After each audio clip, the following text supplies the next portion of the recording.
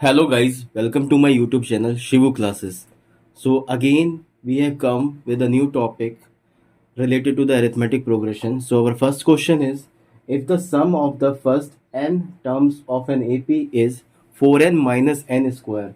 Sum of the first n terms of an AP is 4n minus n square. They are asking what is the first term. First term क्या होगा AP का, जिसको हम S1 भी बोलते हैं. What is the sum of the first two terms of an AP? What is the second term? Similarly, find the third term, the 10th term, and the nth term. Now, since the sum of the first n terms of an AP is 4n minus n square, that is why Sn equals to 4n minus n square. So we can find S1 on putting n equals to 1. So S1 is equals to 4 into 1 minus 1 का square. So 4 ones are 4 minus 1. So 4 minus 1 is 3. It means the value of S1 is 3. And S1 is also called as the first term. S1 is called as the first term. So first term of an AP is equals to S1 equals to A1 equals to 3. It means यहाँ पे हम S1 लिख लीजिए या A1 लिख लीजिए, उसकी value कितनी होगी 3, यानी फर्स्ट टर्म हमारा है 3. Similarly we can find the value of S2. So S2 on putting n equals to 2, so 4 into 2 minus 2 का square. So 4 2s are 8 minus 4. 8 minus 4 is 2. So S2 equals to 4. Now they are saying what is the sum of the first two terms. So for that we have to find the second term of an AP also. So second term of an AP, A2 equals to S2 minus S1. अगर हमें second term निकालना होगा तो S2 में से हम क्या करेंगे, S1 को माइनस करा देंगे. S2 की वैल्यू कितनी है 4. सो 4 S1 कितना है 3 या A1 कितना है 3, बट अभी हम S1 कहेंगे क्योंकि S1 की value. So 4 minus 3 it is 1. So A2 equals to 1.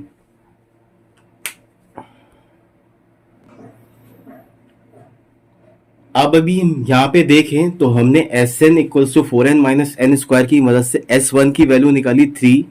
So S1 is 3, S2 की वैल्यू 4, A1 की value 3, because A1 is equals to S1 and that is equals to 3. Similarly, we have also find out the value of A2, that is called as the second term of an AP.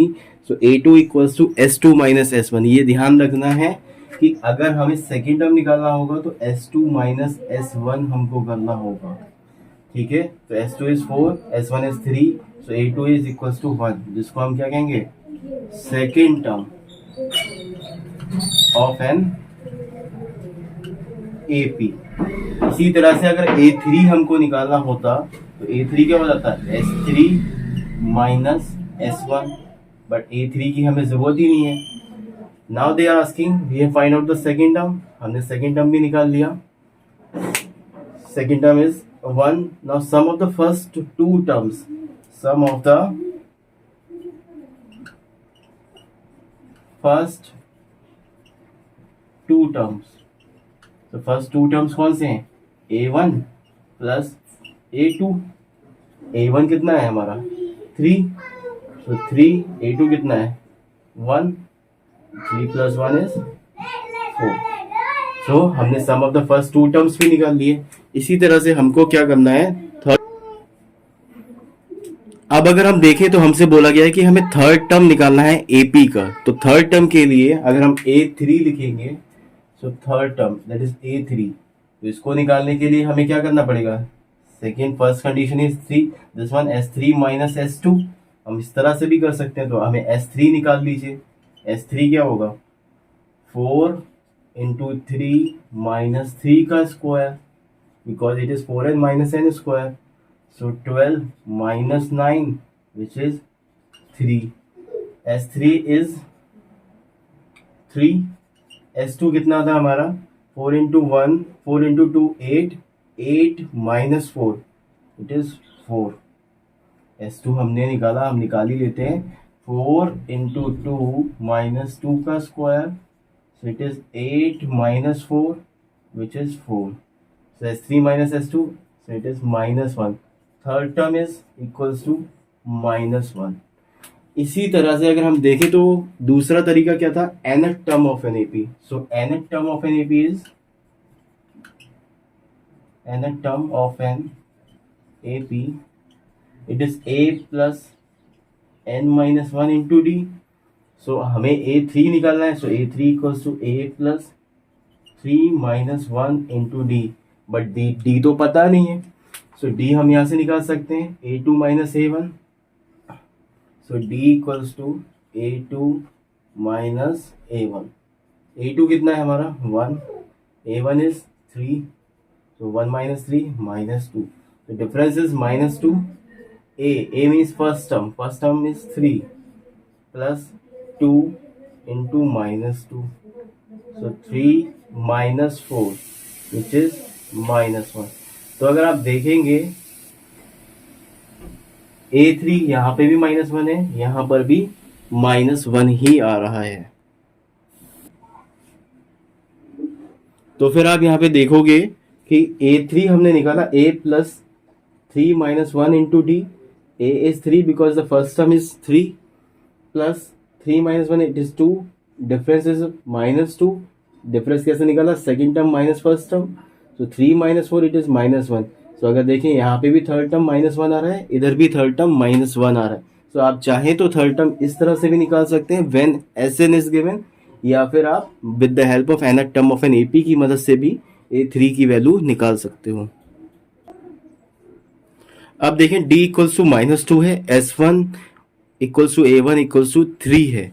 अब हम 10th term भी निकाल सकते हैं, so 10th term A10 equals to again A plus n minus 1 into D, A is 3 because first term plus n is 10, so 10 minus 1 difference is of minus 2, so 3 plus 9 into minus 2, so 3 minus 18 which is minus 15, so 10th term of an AP is minus 15। ठीक है, इसी तरह से हम nth term भी निकाल सकते हैं, nth term, so an equals to A plus n minus 1 into d, then an equals to A is 3 plus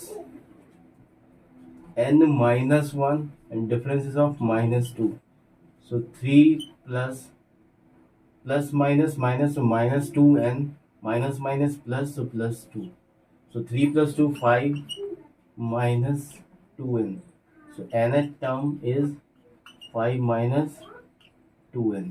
यहाँ से अगर आप चाहें तो चेक भी कर सकते हैं, A1 की अगर हम वैल्यू निकालें, so n की जगह 1 यूज करेंगे, 5 minus 2 into 1, so 5 minus 2 which is 3, A1 equals to 3, और A1 हमारा यहाँ पे भी 3 है, देखें तो it means we have done the question correctly। If you have liked my video, if you understand the concept